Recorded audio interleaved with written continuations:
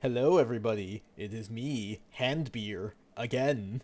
So, doing another deck profile, cause it was mail day recently, I got a bunch of stuff that I had ordered, and I've also been on a bit of a deck whoring spree again. So, as usual, we're gonna be doing hand cam footage because I prefer physical cards for my deck profiles personally, and of course we still have our emotional support Keter.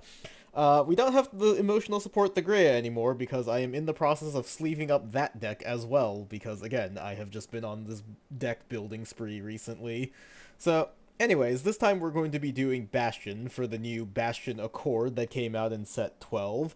And as you can see, first up, we are running the Bastion Ride line. Uh, one of the problems I was having with deck building currently is, just the lack of Owl, right? That's kind of the thing we're missing for set 12 Bastion compared to the JP format.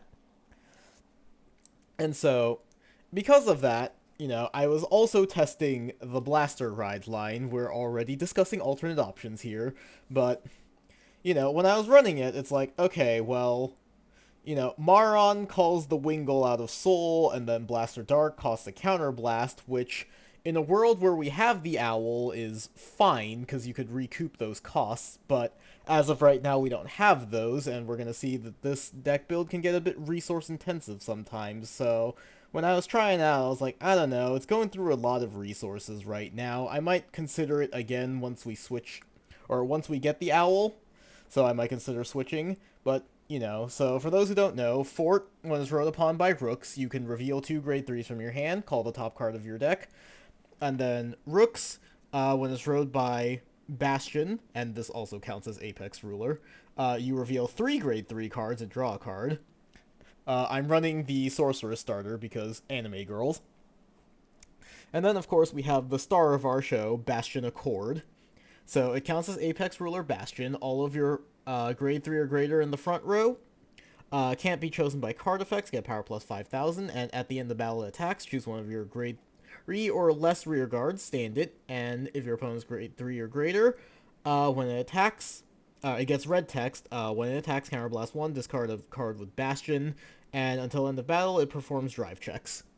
So this is kind of the new version of Bastion in set 12. It gives us a major advancement on the original because now you don't have to check a grade 3 to be able to activate the ability, which gives you a lot more flexibility. You can just kind of restand everything. It's also free. You don't have to discard a card like the original, so you can kind of maintain hand advantage a bit better. And then it also has that optional ability to get like additional drive checks, which helps you build up hand advantage more. So the reason you might consider running Blaster Dark over the Bastion ride line is just because of like RNG, right? Because Rooks is like, okay, you just call the top card of your deck and put it into drop zone if it's not a unit card, but we are running primarily unit cards. We do have some orders in the deck, so that's another thing. Like, if you check an order, it's just kind of gone. But also, a lot of the time, what's going to happen is you're going to flip your top card, and it's like a trigger or a PG, and you're like, oh boy, this subpar booster that's going to sit behind my Vanguard for the whole game doing nothing. So, the advantage of Blaster Dark is that, you know, it's more controlled. So Blaster Dark, when it's placed on Vanguard Circle, you counterblast 1, retire a rear guard. You retire one of your opponent's rear guard, and it gets drive plus 1. So you get that twin drive early, so it still kind of gives you some card advantage, not as much as the other ride line, because this is like plus 1 from calling something, and then another plus from being able to draw a card. This is only the plus 1 from the extra drive.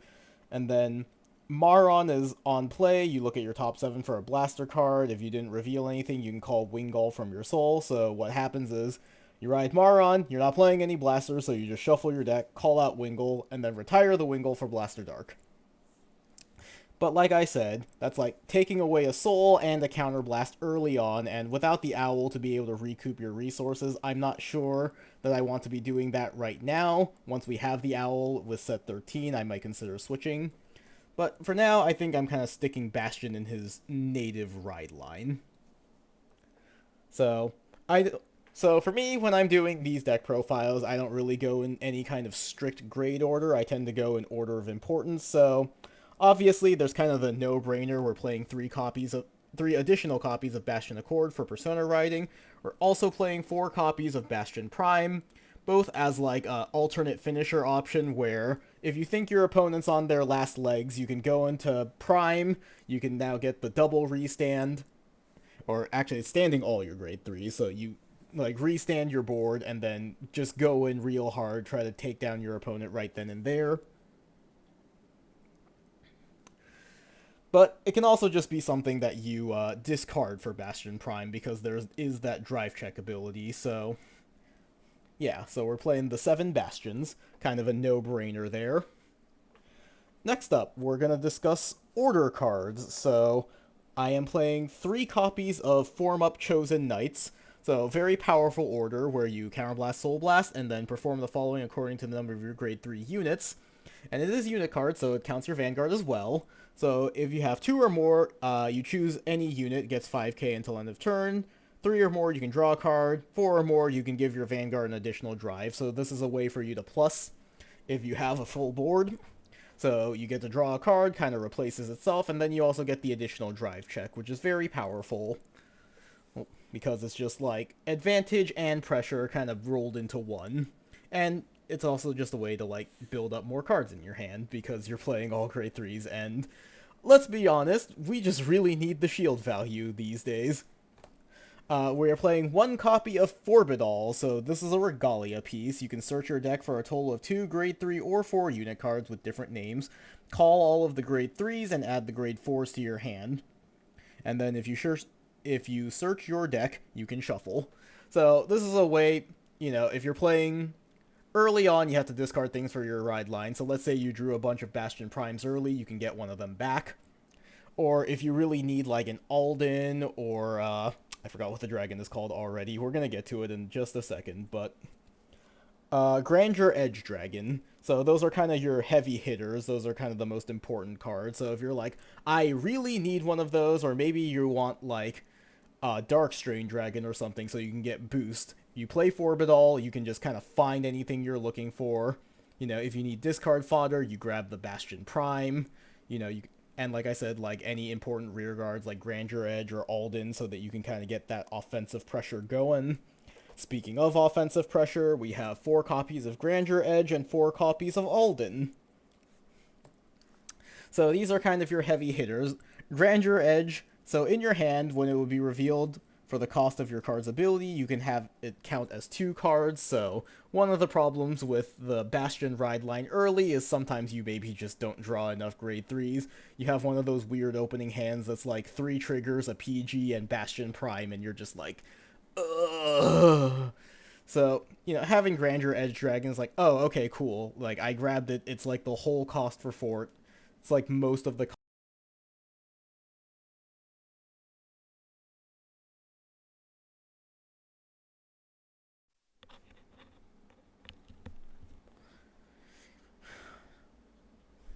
I swear to God, my headset just decides to die every time I'm recording a deck profile. So as I was saying, Grandeur Edge counts for your ride line, so you can kind of get a bit of extra leeway on that. That's another way this ride line is a bit inconsistent. And then it also just has a continuous ability. If your Vanguard is Bastion, it gets power and shield plus 10,000. So it can help shore up some of your defensive value from the fact that you're playing nothing but grade 3s that have no shield value. And it's also just a 23k beater, or 28k beater when combined with Bastion Accord. And this is active on both turns. Both of them. So you call out Grandeur Edge, and it's just a 28k with resist all the time. And then Alden, kind of the OG, Pot of Greed on legs. You Counterblast 2, Soul Blast 1, choose a grade 3 from your hand, call it, and then... Or... No, let's choose anything from your hand and call it, but if you call a grade 3, you get to draw 2 cards. And then on attack, if you have 3 or more grade 3 units, it gets 5k until end of turn, and this is not a once per turn, so it'll be getting 5k every time it restands off of Bastion. And again, it's unit cards, not rear guard, so it also counts your Vanguard, so as long as you have a full front row, Alden will be like 23, restand 28. So, numbers. Big, powerful numbers. Yay. Next up, I'm running 2 copies of Sageus. So this was the cycle card from the Festival Collection, the one that can kind of remove your over triggers. So, they all have the same common ability that if your opponent's drive or damage check reveal a trigger this turn, it gets power and shield plus 10,000. So this is a way for you to beat over a defensive trigger and or defend against an offensive trigger. Just kind of gives you a little bit of that extra leeway. And then on attack, you can look at the top card of your deck, put it on top or into the soul. So it is a way for you to kind of dig into your deck, maybe see, oh, you know, it's a crit, or maybe it's like, oh, I don't need this card right now, but I do need the soul. So it is kind of our only source of soul charging in this particular list. And then it also has the additional ability that you can counterblast one. If your opponent's Vanguard is 14,000 or greater, you can increase this unit's power by the power of that Vanguard.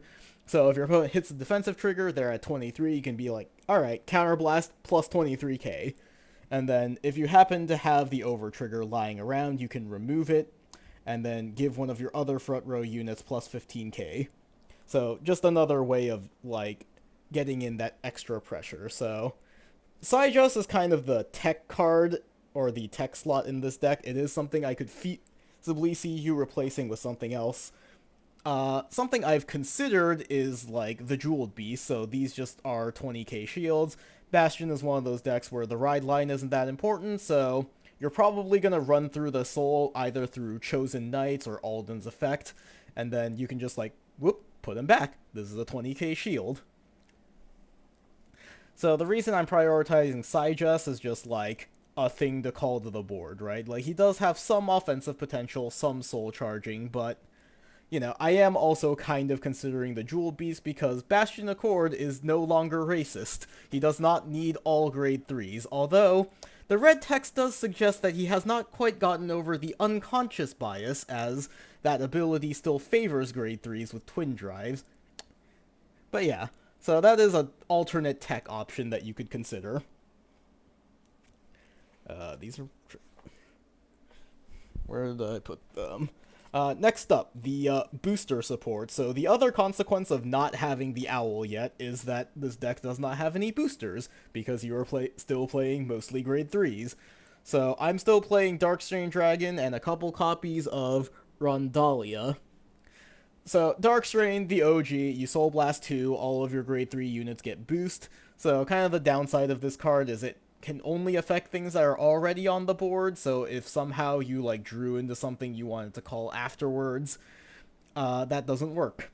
And then you have Rondalia, where it's like, if you have Bastion Vanguard, you put it into Soul, choose one of your Vanguards, and it gives all of your grade 3 rearguards boost as a continuous red text, so a little more flexible than Darkstrain, and then you can also put it into the drop zone from your Soul to give one of your units boost. So it is also kind of a form of soul charging, though you also kind of want to keep it in the soul just in case you need to give something boost. You know, while Bastion already does have quite large numbers just by default, again, Grandeur Edge Dragon is just always 28k, basically. It never hurts to just make your numbers that little bit bigger. You know, you have some decks like Willista, for example, that can just draw a ton of cards early, and that was my experience last time I went to locals, actually. I played against Willista twice. They always had these massive hands going into the grade 3 turn. You know, I was playing Ezel, I was trying to be really aggressive rushing, and he would just keep carding and maintaining his hand size. And so sometimes it's like, you know what? Actually, it does feel better to just be like, okay, this is like 38 or like 43. And my opponent can go, like, F themselves. I'm trying to swear less on the channel. I don't know why I'm suddenly doing it now, but I'm doing it. Let's see. Next up, 4 Sentinels. So, I'm running out of space here. So, kind of the usual suspects. You have the regular grade 1 Sentinels and the 1 copy of Sanctitude, in case you run into the odd grade 4 unit, or, you know, a guard restrict. So, I am playing different arts because I like annoying people. That is just the guy I am. Speaking of playing a bunch of different arts to annoy people, we're playing 4 different heal trigger arts because I can. Yay! I hope you're all very annoyed by this, people with OCD. And or people who say they have OCD as just like an internet thing. But yes, the people who get annoyed by this, be annoyed. Woo!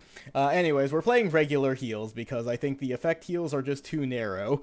I've already ranted about them multiple times on the podcast. Maybe I'll just do a separate video, but you know, just think about like everything we have in the meta right now, and it's like, okay, Gondiva, Zorga, Eva all get like extra crits, but then you also have things like Minerva, like Bastion, like Willista that actually restand things, and then you just have the things that don't fit into either category, like Magnolia or Orphist, where it's like, make back row attacks or call more things, and it's like, oh, so now I just have like 5k less shield for no reason.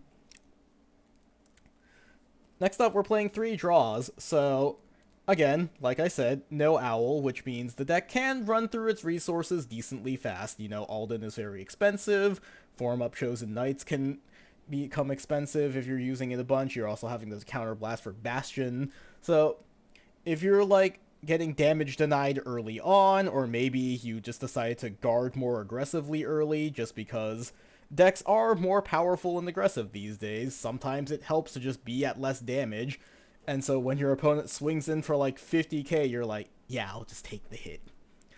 And so, you know, having the draw triggers over the fronts helps out for you to just kind of build up your hand sizes and find pieces in those situations where you're not taking that much damage early and maybe don't have all the resources you need.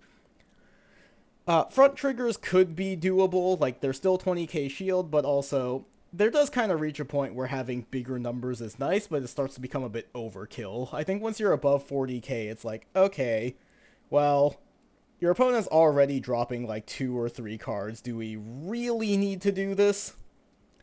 And then, of course, finally, we have 8 criticals. So, I am not playing different arts of my non-effect crit to annoy people. It's just because I couldn't find the 4th copy of White Fang Witch. And then I'm playing the red OT because it was already in the sleeve when I was putting this deck together. Yes, I am that lazy. You know, alternatively, you could play the blue OT. It does actually have some of its value because it can act as a 9th critical. You are performing extra drive checks with Bastion Accord, so that could be a way to just, like, end the game. But also, you're discarding cards for Bastion Prime, or maybe, like, the Form Up Chosen Knights that you play, and you're like, it would be nice if I just got it back so that I could either ride into it or discard it next turn. So the blue OT is also another perfectly viable option to have. And if I'm being honest, if I wasn't so lazy when building these deck profiles, I would probably have just gotten the blue OT instead. But that's the charm of doing IRL cards. Sometimes you just get moments like this. So, yep, here's the deck list. Right now I am actually running Sejas, but I do think the Jewel Beast is a perfectly viable alternate option. I think this version of Bastion does not discriminate as much, though.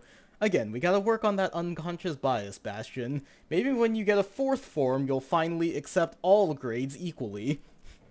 But yeah, that's going to be it for this video. Thank you for watching, everybody. I'm just going to edit in the outro where we talk about Patreon and everything, because I cannot be bothered to remember everything I need to say. Thanks for watching. Bye-bye.